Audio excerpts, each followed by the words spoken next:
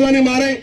రాజకీయ పరిస్థితుల్లో మనం చేసిన ఈ ఏదైతే కార్యక్రమాలు ఉన్నాయో కార్యక్రమాలు ఇవన్నీ కూడా బాగా వర్కౌట్ అయ్యి ప్రజల్లోంచి మంచి స్పందన వస్తుంది. ఇవాళ కేవలం కార్యకర్తలు కాదు, ఇవాళ ప్రజలు బయటకు వస్తున్నారు. ఇవాళ పొద్దున ఒక 100 మంది మహిళలు మా ఇంటికి రావడం జరిగింది. అబ్బాయి ఎవరు నిలబడినా నాకు మేము మనసులోని ముద్ర వేసేసుకున్నాం, నువ్వే తెలుగుదేశం పార్టీ అభ్యర్థిని మేము మనసులో వేసేసుకున్నాం, ఖచ్చితంగా నువ్వు మా ముందుకు రావాలని చెప్పి వాళ్ళందరూ కూడా కోరడం జరిగింది. అలానే ఎంతో మంది నాకు ఫోన్ చేసి అధైర్యపడద్దు, నారా చంద్రబాబు గారు మళ్ళీ ఆలోచిస్తారు, మళ్ళీ పునరాలోచించి ఆయన మళ్ళీ కూడా మీ అందరికీ అండగా నిలుస్తారని చెప్పి అందరూ కూడా చెప్పడం జరిగింది. మేమైతే ఎప్పుడు కూడా ఊహించని సిచ్యువేషన్ ఇవాళ ఫేస్ చేస్తున్నాం.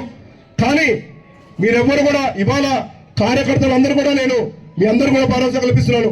మిమ్మల్ని అందరినీ ఎక్కడ విడిచిపెట్టిపోయేది లేనే లేదు. ఖచ్చితంగా ఏ విధంగా అయితే మీకు గతంలో అండగా నిలిచామో అలానే ఇప్పుడు నిలుస్తాం.